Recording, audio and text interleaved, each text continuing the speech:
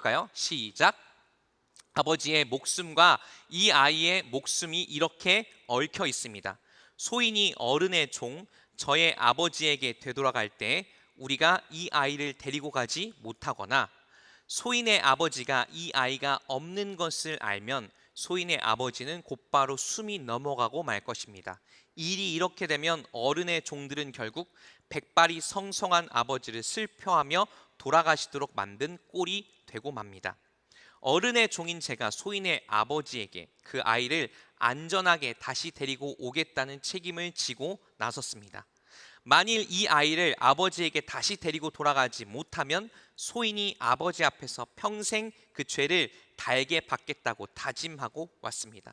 그러니 저 아이 대신에 소인을 주인 어른의 종으로 삼아 여기에 머물러 있게 해주시고 저 아이는 그의 형들과 함께 돌려보내 주시길 바랍니다.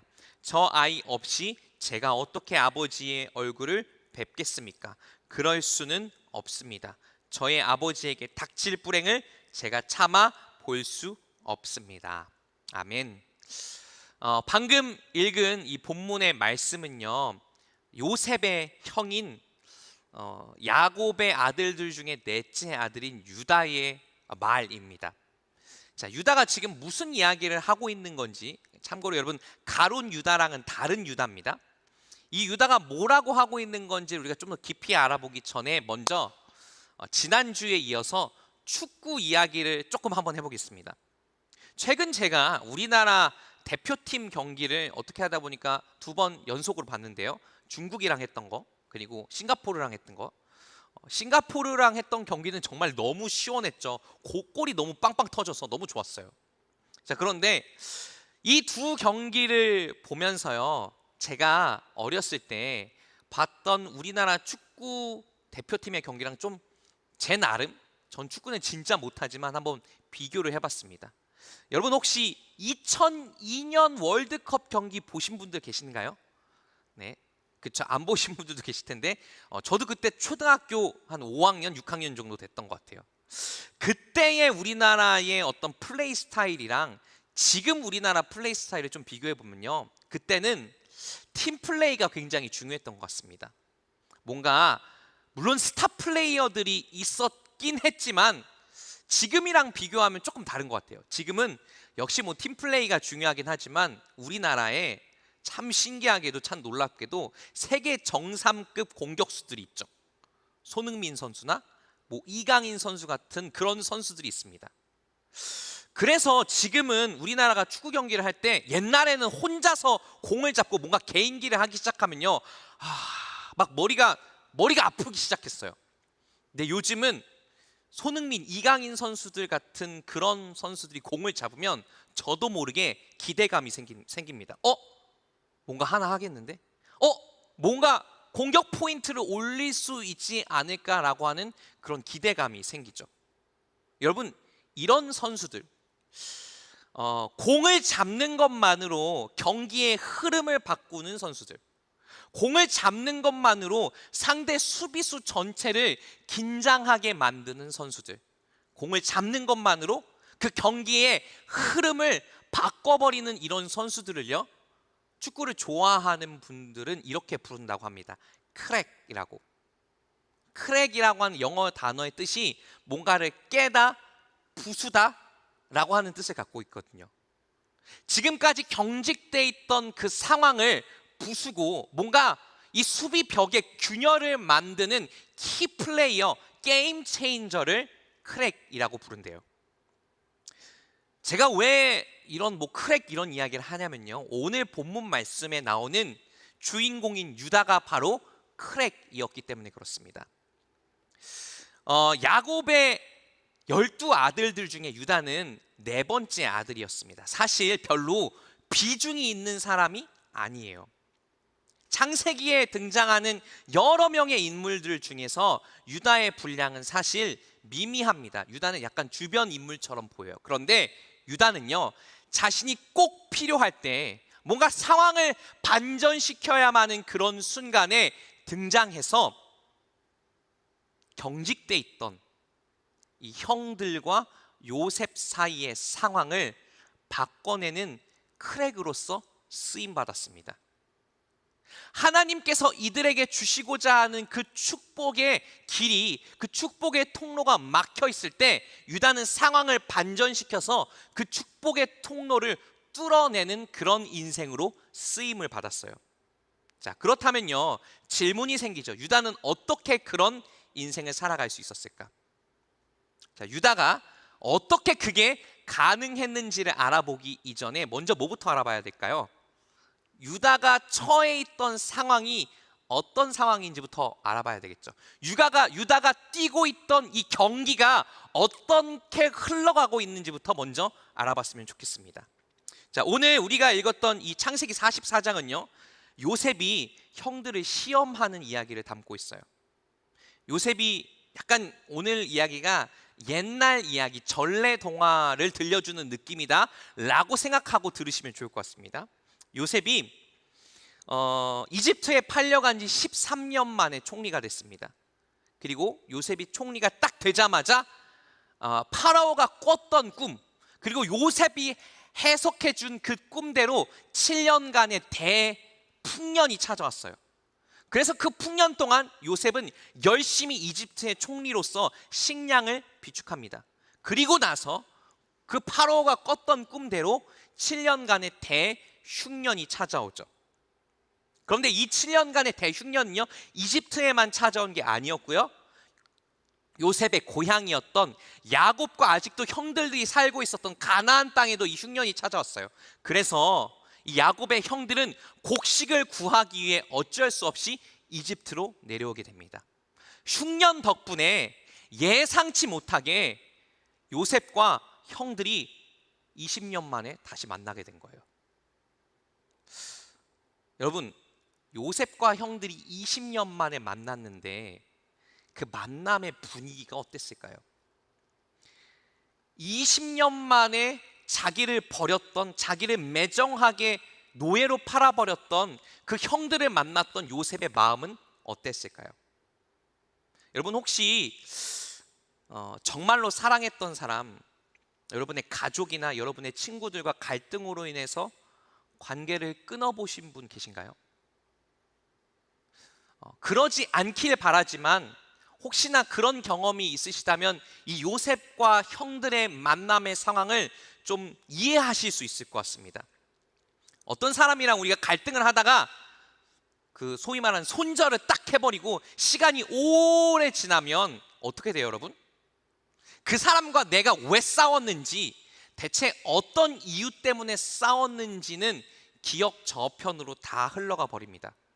우리 인간이 만강에게 동물이기 때문에 다 까먹어요. 대신에 뭐만 마음에 남냐면요, 그 사람과 내가 싸웠을 때의 감정만 남습니다. 그래서 다시 만나면요, 뭔가 시시비비를 가리고 싶은데 내가 쟤랑 뭐 때문에 싸웠지? 이건 하나도 기억이 안 나고 불편한 감정만 남습니다. 그래서 오랫동안 단절되었던 그 사람을 다시 만난다는 건요, 마치 어디서부터 풀어야 할지 모르는 막 엉켜버린 실타래를 풀어내는 것 같은 그런 상황이 돼요. 자, 요셉과 형들은 지금 어디서부터 서로의 갈등과 감정의 실타래를 풀어야 할지 모르는 상태에서 너무나 갑작스럽게, 너무나 예상치 못하게 만나게 된 거예요. 요셉의 형들이 곡식을 구하러 왔습니다. 그래서 요셉은 총리로서 이 형들을 만나러 가죠. 요셉은 형들은 알아봤지만, 그렇지만 형들은 요셉을 전혀 단 1도 알아보지 못했어요. 왜냐하면 자신들이 버렸던 그 동생이 지금 이집트에서 총리가 됐을 거라고는 전혀 생각하지 못했었던 거니까요. 그런데 요셉이 형들을 처음 봤을 때 성경이 뭐라고 이야기하냐면 형제의 정에 복받쳐서 울었다고 이야기합니다. 근데 여러분, 이 정이 고운 정이었을까요? 미운 정이었을까요? 저는 제가 봤을 때는 뒤쪽일 것 같습니다. 아마 미운 정에 북받쳐서 울었을 거예요. 보고 싶기는 했지만 여전히 요셉의 마음속엔 형들을 향한 상처와 앙금이 남아 있었습니다. 그리고 요셉은 그 뒤에 바로 이 형들에 대한 상처와 앙금을 조금은 짓궂은 방식으로 풀어내기 시작합니다. 형들을 시험하기 시작해요. 저기 그 가나안 땅에서 오신 여러분, 요셉 지금 흉내 내는 거예요. 그 약간 착각하시면 안 됩니다. 저 가나안 땅에서 오신 여러분, 남자들끼리 여러 명이 몰려다니고 있는데 당신들 혹시 어느 나라에서 보낸 스파이 아니에요? 우리 이집트에 먹을 게 얼마나 있는지 알아보려고 온 스파이 아닙니까? 라고 요셉이 형들을 막 의심하기 시작해요. 형들은 굉장히 당황했죠. 왜냐하면 이 요셉, 이 총리에게 잘 보여야 원하는 곡식을 얻어갈 수 있으니까요. 자, 그래서 이 형들이 정말 아무 말 대잔치를 하기 시작합니다. 우리는요, 그냥 어떤 나라에서 보낸 게 아니라요, 가나안 땅에 있는 어떤 아버지의 자식들입니다. 우리는 그냥 가족이에요. 그리고 우리 동네, 우리 교향에는요, 아버지랑 같이 막내 동생도 있어요. 근데 요셉이 이 막내 동생이 여전히 남아있다라고 하는 얘기를 듣고 옳았구나 생각을 해요. 이 형들을 괴롭힐 수 있는 방법은 이 막내 동생을 물고 늘어지는 거다 라고 하는 걸 요셉이 생각합니다. 왜냐하면 요셉은요, 이 막내 동생이 누구로부터 온 동생인지 알고 있었거든요. 아시다시피 요셉의 아버지인 야곱에게는 부인이 여러 명 있었습니다. 그런데 야곱은 한 사람만 보는 사람이었어요. 해바라기 같은 사람이었어요. 야곱이 사랑했던 사람은 딱 한 명, 누구였어요? 라헬이었습니다. 요셉이 그렇게 아버지로부터 사랑을 받았던 이유도 어머니가 라헬이었기 때문에 그랬어요. 요셉은 자기 밑으로 동생이 생겼다면 그건 다른 어머니들로부터가 아니라 자신의 어머니인 라헬로부터 나온 동생이라고 하는 걸 알았을 겁니다. 그리고 이 아버지가 당연하게 편애하고 있을, 너무나 사랑하고 있을, 너무나 귀하게 여기고 있을 그 막내 동생을 내가 이용하면 형들과 아버지를 괴롭힐 수 있겠다라고 생각을 했어요. 자, 그래서 요셉은 형들한테 막내 동생을 이집트에 데려오라고 말합니다.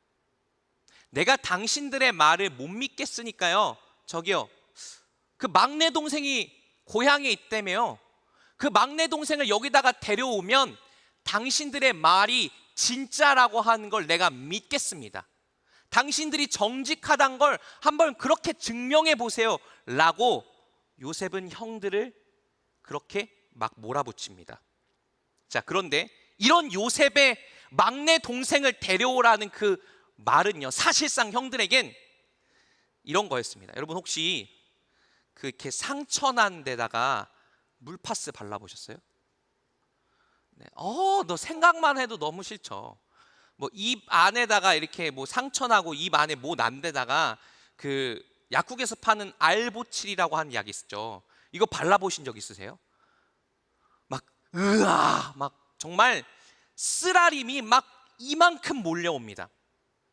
지금 막내 동생인 베냐민을 이집트에 데려오라고 하는 이 요셉의 말은 형들의 마음속 상처에다가 물파스를 끼얹고 알보칠을 바르는 것과 마찬가지였습니다. 자, 그래서 요셉의 형들은 이렇게 반응해요. 우리 창세기 42장 21절 22절의 말씀 제가 읽어드릴게요. 그들이 서로 말하였다. 그렇다, 아우의 일로 벌을 받는 것이 분명하다. 아우가 우리에게 살려달라고 애원할 때 그가 그렇게 괴로워하는 것을 보면서도 우리가 아우의 애원을 들어주지 않은 것 때문에 우리가 이제 이런 괴로움을 당하는구나.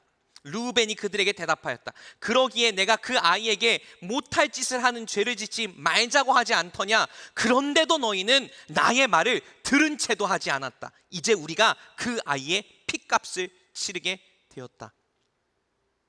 지금 요셉의 형들이 이야기하고 있는 아우의 일이 뭘까요? 바로 20년 전에 요셉을 노예로 팔아버렸던 그 일입니다. 형님들, 저 너무 미워하지 마세요. 저 좀 살려주세요 라고 그렇게 애원했던 요셉을 외면하고 요셉을 팔아버렸던 그 일 때문에 지금 형들은 우리가 고통을 받고 있다라고 생각하고 있어요. 사실 성경이 요셉의 관점으로 쓰여졌기 때문에 우리는 20년 동안에 요셉을 팔았던 형들이 어떻게 살았는지 잘 모릅니다. 그런데 우리나라 옛말에 이런 말이 있죠. 맞은 사람은 편히 자도 때린 놈은 편히 못 잔다. 아마 20년 동안 요셉의 형들은 자신들이 그 아우를, 애원하는 그 아우를 매정하게 팔아버렸다라고 하는 것 때문에 죄책감에 시달렸을 거예요. 그리고 자신들이 어쨌거나 저쨌거나 사랑하는 그 아버지 야곱이 요셉을 잃은 것 때문에 날마다 피폐해져 가는 걸 보면서 아마 더 고통스러워했을 겁니다. 그런데 이 지금 우리 앞에 나와 있는 이 이집트 총리가 원하는 대로 베냐민을 이집트로 데려가면 어떻게 될까요? 이제 나이가 들어서 백발이 성성하신 아버지가 또 고통스러워 하시겠죠. 너희가 요셉을 데려가더니 내 마지막 아들인 베냐민마저 데려갈 참이냐? 그렇게 고통스러워하는 아버지를 보면서 아마 이 형들은 다시 한번 요셉을 팔아버렸던 그 죄책감과 수치심에 몸을 떨어야 했을 겁니다. 자, 지금 여러분 이 상황에는요, 두 가지 감정선이 이렇게 평행선을 달리고 있습니다. 한쪽에 있는 감정선은 요셉의 감정선입니다. 요셉은 형들이 보고 싶긴 했지만 그 마음속에 있는 상처와 응어리를 어떻게 풀어낼지 몰라서 지금 형들에게 마치 복수하듯이 형들을 의심하고 형들을 몰아붙이고 있어요. 반대에는요, 요셉의 형들의 감정선입니다. 이 형들은 지금 죄책감에 시달리면서 베냐민을 또다시 잃고 우리 가족에게 또다시 고통이 찾아오면 어떻게 하지? 라고 하는 죄책감과 수치심 때문에 몸부림치고 있어요. 이 두 감정선이 평행을 달리면서 서로 만날래야 만나지 못하는 상황 속에 있습니다. 이 양쪽의 감정을 만나게 한 것, 이 양쪽의 감정을 만날 수 있는 그 자리를 만든 것이 바로 오늘의 크랙이었던, 오늘의 게임 체인저였던 바로 유다의 역할이었습니다. 여러분, 하나님이요, 종종 우리에게 축복을 주고 싶을 때가 있으세요. 그런데 하나님이 축복을 주고 싶어도 지금 요셉의 가족들의 그 이야기처럼 하나님께서 이 야곱의 가정, 이 요셉의 가정을 축복하고 싶으신데 뭐가 있죠? 그 축복을 온전히 축복으로 누릴 수 없는 그 가족들 사이에 갈등이 있습니다. 그 가족들 사이에 아픔이 있어요. 하나님이 축복을 주시면 그 축복이 도리어 저주가 될 수 있는, 그 축복을 왜곡시키는 아픔이 이 가족들 사이에 남아 있습니다. 이 상황을, 이 축복의 통로를 막고 있는 이 갈등을 뚫어내야만 하나님께서 진짜 이들을 축복하실 수 있는데, 그 축복에 막혀있는 통로를 연 것이, 그 통로를 뚫어낸 것이 바로 유다의 역할이었습니다. 그래서 여러분, 축복의 통로로 살아가는 인생은 뭔가 내 삶의 자리에서 내가 가진 많은 걸 나눠주는 인생이 아니라요, 진짜 축복의 통로로 살아가는 인생은 내가 살고 있는 그 삶의 자리에서 갈등하고 있는 사람들, 나눠진 사람들, 깨어지고 있는 사람들을 화평하게 만들 수 있는 사람, 그런 사람이 하나님께서 기뻐하시는 축복의 통로인 겁니다.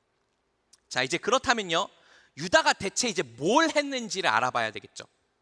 자, 그 뒤에 이 이야기가 어떻게 전개되냐면요, 요셉이 점점 형들을 더 강하게 압박합니다. 이제 형들이 이 요셉한테서 이집트에서 곡식을 얻었어요. 그래서 그 곡식을 이제 다시 집에다 갖다 줘야 될 거 아니에요. 그래서 집에 돌아갑니다.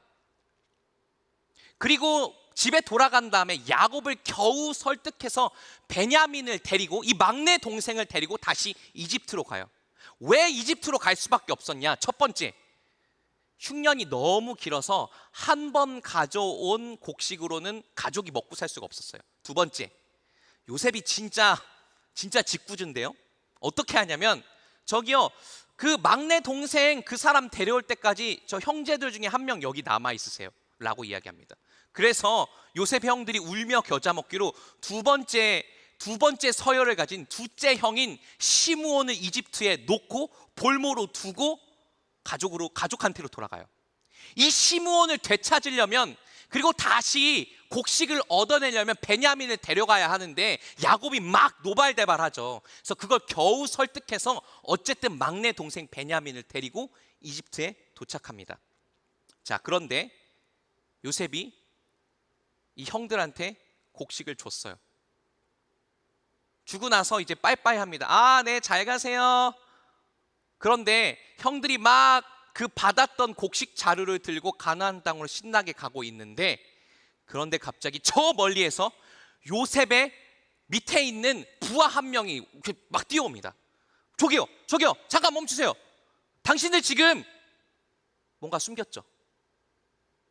그러더니 그 부하가 이 요셉의 형들과 베냐민의 그 곡식 자루를 막 뒤져요. 그런데 베냐민의 곡식 자루에서 뭐가 나왔을까요? 은잔이 나옵니다. 요셉의 집에 있던 아주 값비싼 은잔이 나와요. 그리고 부하는 그 자리에서 베냐민이 도둑입니다. 자, 우리 다 가서 이제 총리이신 그분께 재판을 받아야 합니다 라고 해서 다시 이 요셉의 형들과 베냐민이 이집트로 돌아가요. 그리고 요셉이 이렇게 이야기합니다. 여기서부터가 진짜 더 형들을 고통스럽게 하는 말인데요. 저기요, 그 막내 동생 베냐민이 도둑질했죠? 그러면 그 막내 동생 베냐민을 여기 두고 가세요. 그 막내 동생 베냐민을 나의 노예가 되게 해주세요 라고 이야기합니다. 요셉은 베냐민이 잘못을 했으니까, 그 막내 동생이 잘못을 했으니까 이집트에 버리고 가야 한다고 이야기해요. 여러분, 이게 형들의 마음속에 있는 트라우마를 자극했을 거예요. 왜요? 형들이 20년 전에 뭘 했으니까? 요셉을 버렸으니까요. 자, 그때 오늘 말씀의 주인공인 유다가 나섭니다. 형들의 마음속에 있는 트라우마와 상처와 죄책감을 요셉이 막 후벼 파고 있는 그 순간에 유다가 등장해요. 우리 창세기 44장 16절의 말씀입니다. 우리 한마음 한뜻 한 목소리 읽어볼게요. 유다가 대답하였다. 우리가 주인 어른께 무슨 할 말이 있겠습니까? 무슨 변명을 할 수 있겠습니까? 어찌 우리의 죄 없음을 밝힐 수 있겠습니까? 하나님이 소인들의 죄를 들춰내셨으니, 자, 여기서부터 크게 읽어볼게요. 우리와 이 잔을 가지고 간 모두 주인 어른의 종이 되겠습니다. 유다는 지금 20년 전에 요셉과 관련해서 요셉을 버릴 때 했던 선택과는 다른 선택을 하려고 합니다. 우리 막내 동생이 잘못했어요. 그런데 막내 동생만 버리고 갈 수가 없습니다. 우리 그렇게 하면 안 돼요. 우리 모두가 여기 남겠습니다. 우리 모두가 당신 총리의 종이 되겠습니다 라고 얘기해요. 그런데 요셉은 완강합니다. 우리 창세기 44장 17절 말씀 읽어볼게요. 요셉이 말하였다. 그렇게까지 할 것은 없소. 이 잔을 가지고 있다가 들킨 그 사람만 나의 종이 되고 나머지는 평안히 당신들의 아버지께로 돌아가시오. 진짜 너무 나쁘죠. 20년 전에 요셉을 버려서 20년 동안 고통을 받았던 그 형들한테 다시 한번 막내 동생을 버리라고 이야기하고 있어요. 그런데 다시 한번 유다가 여기에 굴하지 않고 이렇게 말합니다. 그리고 유다의 이 말 한마디가 응어리져 있던, 굳어 있던 요셉의 마음을 녹여버려요. 우리 창세기 44장 33절의 말씀입니다. 그러니 저 아이 대신에 소인을 주인 어른의 종으로 삼아 여기에 머물러 있게 해주시고 저 아이는 그의 형들과 함께 돌려보내 주시길 바랍니다. 유다 이렇게 이야기합니다. 막내 동생 포기할 수 없습니다. 제가 노예가 되겠습니다. 저는 저 아이를 20년 전 내가 요셉을 버렸던 것처럼 다시 버릴 수 없습니다. 왜 요셉이 이 유다의 말을 듣고 마음이 녹았을 거냐면요, 20년 전에 요셉을 팔아버리자고 제안했던 사람이 유다였거든요. 우리 창세기 36장 26절, 27절 말씀 제가 읽어드릴게요. 유다가 형들에게 말하였다. 우리가 동생을 죽이고 그 아이의 피를 덮는다고 해서 우리가 얻는 것이 무엇이냐? 자, 우리는 그 아이에게 손을 대지는 말고 차라리 그 아이를 이스마엘 사람들에게 팔아 넘기자. 아무래도 그 아이는 우리의 형제요 우리의 피부치이다. 형제들은 유다의 말을 따르기로 하였다.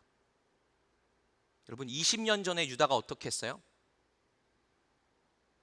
요셉을 위해서가 아니라, 요셉을 살리기 위해서가 아니라 요셉을 죽이는 그 책임을 지기 싫어서 요셉을 노예로 팔아버리자고 처음으로 제안했던 그 유다가 지금 20년 후에 요셉 앞에 서서는, 총리 대신이 된 요셉 앞에 서서는 이제 나는 그 20년 전의 잘못을 반복하지 않겠다고 그렇게 이야기하는 거예요.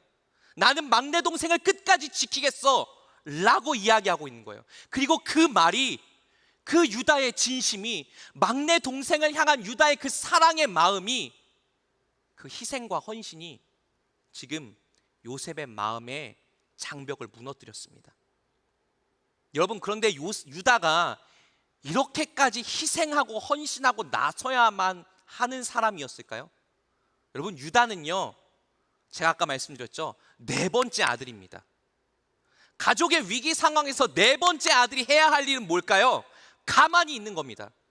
형들이 있고, 첫째 형이 있고, 둘째 형이 있고, 셋째 형이 있는데 유다가 뭘 나설 게 있었어요. 그런데 유다는 그 마음속에 막내 동생을 향한 사랑과 긍휼의 마음이 불탔기 때문에 내가 기꺼이 막내 동생을 대신해서 노예가 되겠다고, 희생하겠다고, 헌신하겠다고 그렇게 말합니다. 우리의 삶의 자리에서 하나님께서 기뻐하시는 축복의 통로로 쓰임받는 방법은 바로 뭐냐면요, 사랑의 마음을 갖고, 긍휼의 마음을 갖고 희생과 헌신의 자리로 나아가는 것입니다.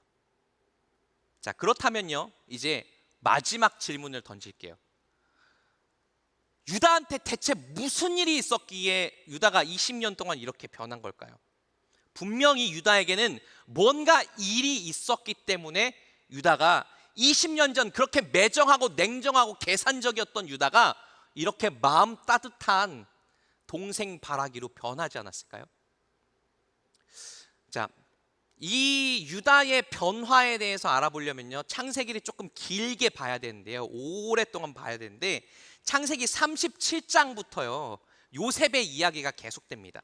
그리고 창세기 37장부터 사실상 창세기의 주인공은 요셉처럼 보여요. 그런데 갑자기 창세기 38장에 누구 이야기가 나오냐면요, 유다 이야기가 나와요. 그런데 이 창세기 38장에 나오는 유다의 이야기는 여러분, 요즘 이야기로 치면, 요즘 말로 하면 막장 드라마입니다. 아니, 진짜 막장도 이런 막장이 없어. 아니, 성경에 이런 이야기가 나올 수 있을까라는 생각이 들 법한 이야기예요. 자, 유다는요 37장에서 요셉을 팔아버린 다음에요 형제들을 떠납니다. 가족을 떠나서요 정말 예상치 못한 곳에 터를 잡고 살기 시작해요. 우리 창세기 38장 1절 말씀 우리 함께 읽어볼게요. 읽어보겠습니다. 시작.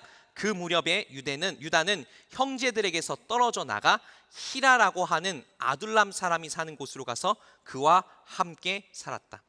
자, 유다가 형제들을 떠나서 어디 가서 살았대요? 아둘람 사람이 사는 곳에 가서 살았대요. 여기 어디냐면요, 가나안 토착 민족이 사는 곳입니다. 하나님이 기뻐하시지 않는 우상을 섬기는 사람들이 살고 있는 그곳에 가서 유다가 살았대요. 왜 그랬을까요? 유다는 첫 번째로 도망치고 싶었겠죠. 유다도 사람이라면 자기가 동생을 팔자고 처음으로 제안했던 사람인데, 그 동생을 팔았던 형들, 함께 공범이었던 그 형들로부터 도망치고 싶었을 겁니다. 자신의 그 잘못으로부터 도망치고 싶었을 거예요. 그리고 유다는 아마도 한껏 삐뚤어진 인생을 살고 싶었던 것 같아요. 이미 내 인생, 난 이미 버린 몸이니까 이제 나는 막 살 거야. 그러니까 하나님이 기뻐하시지 않는 그곳에 가서 내 인생, 내 마음대로 살래.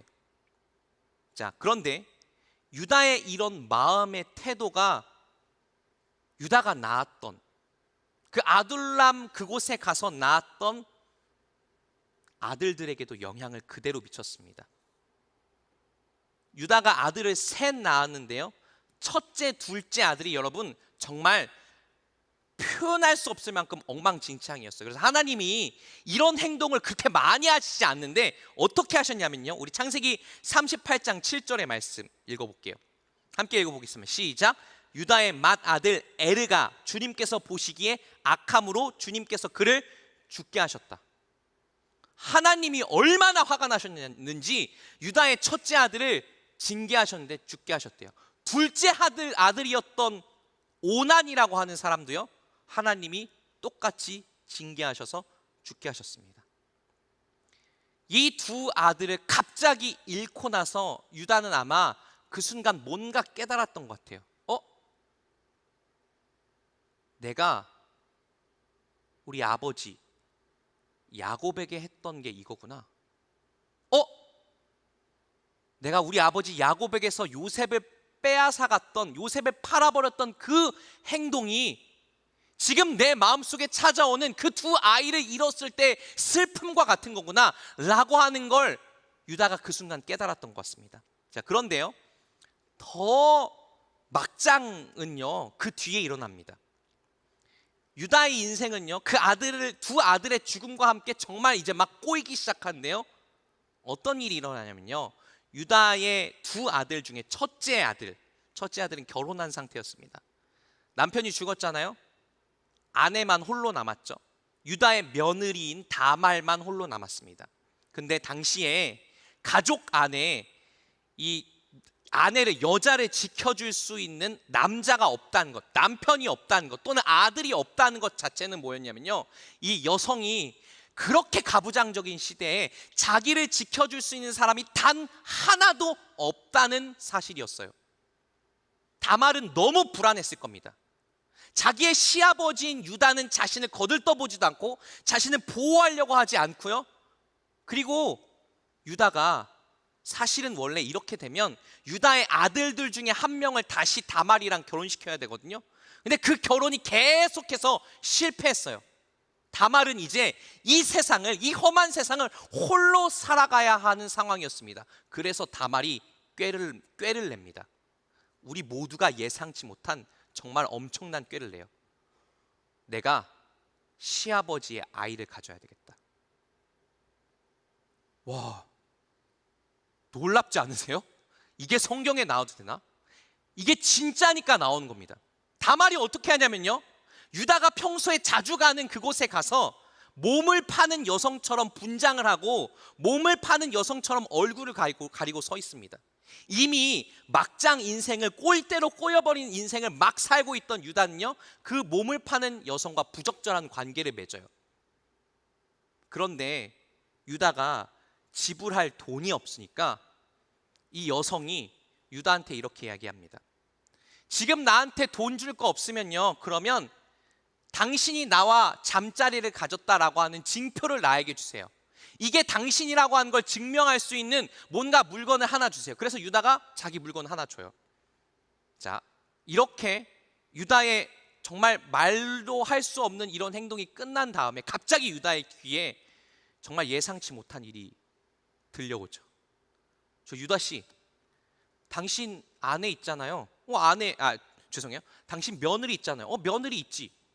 근데 며느리 남편 죽었다 그러지 않았어요? 근데 아기 가졌대요. 뭐? 유다가 이 말을 듣고 길기 날뛰면서 이렇게 반응합니다. 우리 창세기 38장 24절 말씀이에요. 석 달쯤 지난 다음에 유다는 자기 며느리 다말이 창녀짓을 하여 임신까지 했다는 소문을 들었다. 유다가 명하였다. 그를 끌어내어 화형에 처하여라. 유다가 보였던 반응은요, 사실 율법에 따르자면 맞는 말입니다. 부적절한 관계를 맺은 여성은 어떻게 하냐면 돌로 쳐 죽이거나 저렇게 죽여야 돼요. 그런데 유다가 저 말을 내뱉자마자 다말이 보란 듯이 자기의 품 안에서 몇 가지 물건을 주섬주섬 꺼냅니다. 그리고 유다는 금방 알아보죠. 저거 내 물건인데? 유다는 깨닫습니다. 내가 보호해주지 못했던 다말이 살고자, 살아보려고 발버둥을 치려고 정말 말도 안 닿는 행동을 했구나. 다말에 대한 나의 판단이 이렇게나 잘못된 거였구나라고 하는 걸 깨닫고 유다는 이렇게 울부짖습니다. 창세기 38장 26절 말씀이에요. 유다는 그 물건들을 알아보았다. 그 아이가 나보다 옳다. 혼자 살아보겠다고 시아버지에게 유혹을 해서 자기 자신을 지키려고 했던 그 다말이 나보다 옳다. 유다는 깨달은 거예요. 지금까지 자기가 요셉을 팔았던 그 죄책감으로부터 도망치듯이 살아왔던 자신의 인생이 얼마나 잘못됐고 그 잘못된 인생의 결과가 이런 비극적인 결과를 낳았다는 걸 이 순간 깨달은 겁니다. 내가 잘못됐구나. 내가 지금까지 잘못 살았구나. 여러분, 내가 지금까지 잘못 살았구나라고 하는 걸 깨닫게 되는 것, 나의 실체가 이렇게 연약하고 부족한 사람이라고 하는 걸 뼈저리게 깨닫게 되는 것이 여러분 은혜입니다. 하나님께서는요, 우리에게 은혜를 주실 때 다양한 방식으로 주시지만 때때로 하나님께서는 우리의 그 연약한 모습, 부족한 모습, 우리의 나만 생각하는 그 이기적인 모습들을 이렇게 들추어 내어 주심으로 은혜를 주시기도 합니다. 그래서 여러분, 은혜라고 하는 건 우리로 하여금 뭘 보게 하냐면 하나님 안에서 내가 어떤 사람인지를 제대로 보게 해요. 나는 사랑받을 만한 자격, 나는 사랑받을 만한 능력이나 사랑받을 만한 도덕적인 어떤 위치에 있지 않지만 하나님께서 나를 그냥 있는 모습 그대로 사랑하셔서 내가 오늘 하나님의 사랑과 은혜를 받게 되었구나. 나는 그렇게 연약한 존재이지만 하나님의 사랑 안에서는 나는 참 소중한 존재구나 라고 하는 걸 깨닫는 것이 바로 은혜입니다. 유다가 축복의 통로로 살아갈 수 있었던 이유, 유다가 20년 전에 요셉을 팔았던 그 잘못을 반복하지 않고 베냐민을 끝까지 지키겠다고 할 수 있었던 가장 큰 이유는요, 그가 하나님의 은혜로 변화받은 인생을 살았기 때문에 그렇습니다. 이제 말씀을 정리하려고 합니다. 저에게는 두 아이가 있습니다. 근데 이 아이들의 아빠가 되고 나서 보니까 이런 생각이 들더라고요. 야, 나는 참 이 아이들에게 물려줄 수 있는 것이 참 많지 않구나. 뭐 엄청난 재산을 물려줄 수 있는 것도 아니고 이 아이들에게 엄청난 지식을 물려줄 수 있는 것도 아니고 나는 그러면 내 아이들에게 무엇을 물려주는 부모가 돼야 될까라고 하는 생각을 했던 적이 있습니다. 그런데요, 제가 이 아이들에게 물려줄 수 있는 것 정말 어렵고 힘들겠지만 그게 딱 하나 있더라고요. 바로 저의 삶의 이야기입니다. 우리 아버지가 그 인생의 상황에서 때때로 어둠의 길로 갈 수 있었지만 그렇지 않고 우리 아버지는 빛의 길로 가기 위해서 애써 노력했어. 누군가를 저주하고 과거의 상처 때문에 계속해서 아파하는 인생을 살 수 있었지만 우리 아버지는 어둠을 선택하지 않았어 라고 하는 그 이야기, 우리 아버지가 발버둥 쳐서 하나님 앞에 올바르게 살아가려고 애썼던 그 삶의 이야기 하나는 남겨줄 수 있겠더라고요. 여러분, 우리 모두는 결국 누군가에게 이야기로 남을 것입니다. 여러분이 사랑하는 사람들에게 우리 어떤 이야기를 남겨줄 수 있을까요? 부디 우리 모두가 오늘 성경 말씀을 통해서 만났던 이 유다와 같이 내가 속한 공동체가 있는 그 갈등의 상황에, 그들이 축복을 받을 수 없는 그 아픔의 상황에 평화를 만들어내므로 축복의 통로로 기억되길 바랍니다. 우리 모두가 비록 연약하고 부족하지만 하나님 안에서 은혜 받아서 내가 어떤 사람인지를 온전히 깨달아 주님께서 보시기에 아름다운 인생으로, 아름다운 이야기로 기억될 수 있길 축복합니다. 우리 시간 주신 말씀을 마음에 새기면서요.